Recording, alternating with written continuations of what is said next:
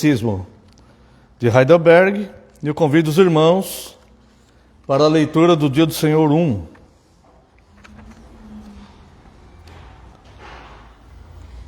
Pergunta 1. Qual é o seu único consolo na vida e na morte? Resposta: que não pertenço a mim mesmo, mas pertenço de corpo e alma, tanto na vida quanto na morte, ao meu fiel Salvador Jesus Cristo. Ele pagou completamente todos os meus pecados com o seu sangue precioso e me libertou de todo o domínio do diabo. Ele também me guarda de tal maneira que, sem a vontade do meu Pai Celeste, nenhum fio de cabelo pode cair da minha cabeça. Na verdade, todas as coisas cooperam para a minha salvação. Por isso, pelo seu Espírito Santo, ele também me assegura a vida eterna e me faz disposto e pronto de coração para de agora em diante viver para ele. Bem, essa pergunta 1, qual é seu único consolo na vida ou na morte?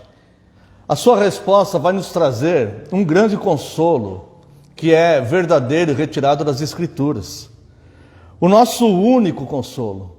E por que único? Porque não há necessidade de um outro. Nós não precisamos de vários consolos.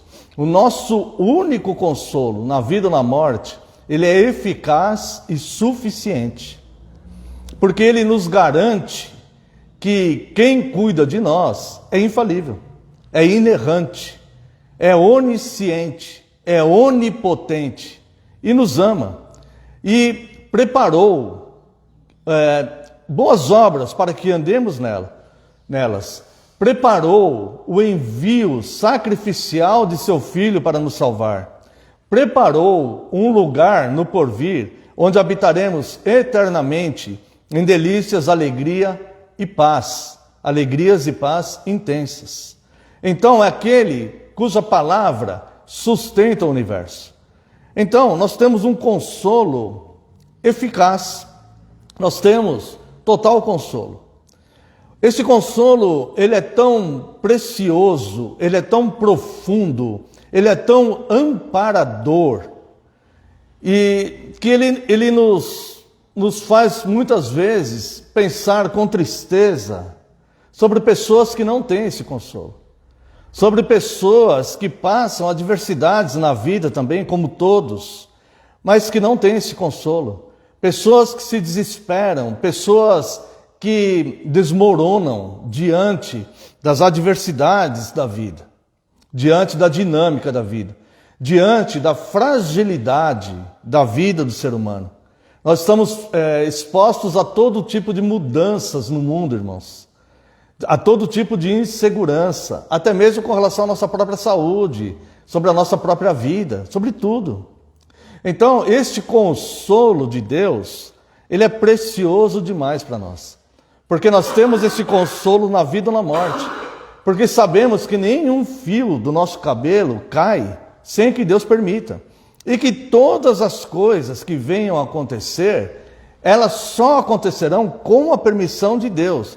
Mas é a permissão daquele que cuida de nós e que enviou seu próprio Filho para nos salvar. Então, seja qual for o tipo de vida que teremos no futuro, nós temos o consolo e o descanso em saber que Deus está no controle, que Ele nos ama e Ele nos preserva nas suas mãos.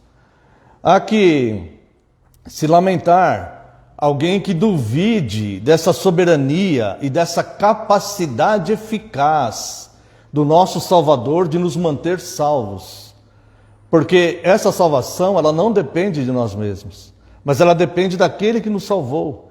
E aquele que nos salvou é capaz de nos manter salvos e de nos conduzir para o seu reino de glória.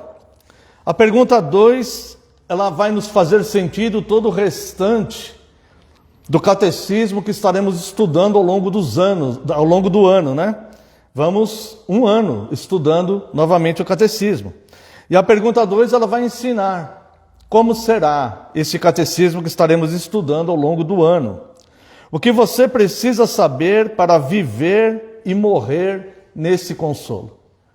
Tudo que nós precisamos saber para viver e morrer nesse consolo vai estar explanado aqui nessa resposta de forma superficial, forma genérica, e será abordado ao longo dos outros 51 dias do Senhor, que estudaremos, se Deus nos permitir, ao longo deste ano que se inicia. Ano de estudo catequético, né? Que se inicia hoje.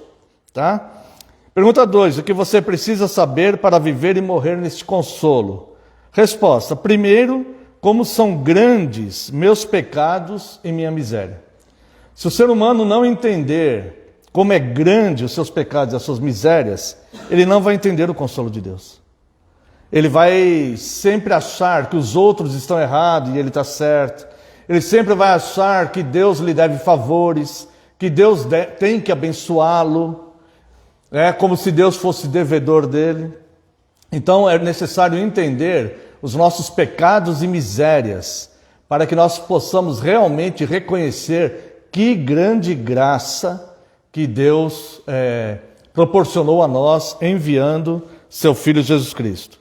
Segundo, de que modo sou liberto de todos os meus pecados e miséria? Nós precisamos entender então qual foi o modo que Deus usou para nos libertar dos nossos pecados e misérias, de nos salvar. E aí então nós vamos começar a entender,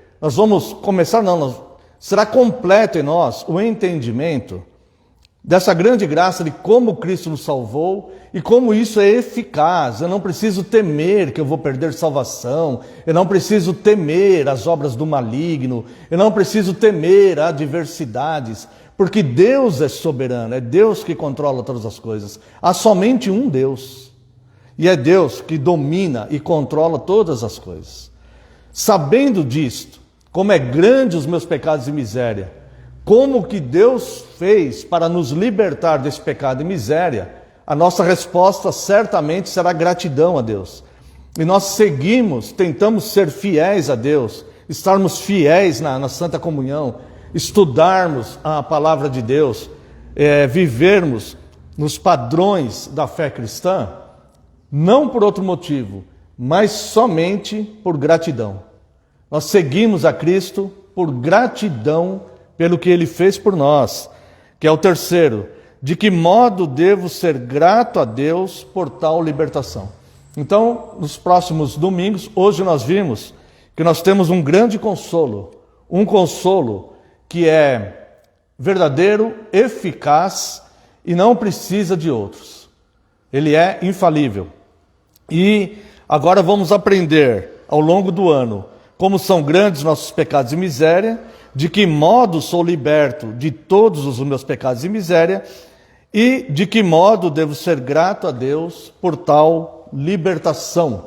Então eu convido toda a amada congregação para fielmente ao longo do ano estudarmos com afinco, nos aprofundarmos nessas doutrinas bíblicas, e também aqueles que estão tendo contato conosco, convidamos que participe conosco ao longo do ano, aprendendo a usufruir e descansar nesta grande graça que Deus nos concedeu. Nosso único consolo na vida ou na morte é saber que não pertencemos a nós mesmos, mas pertencemos a Deus. Quero convidar a amada congregação para louvarmos a Deus com o hino 117.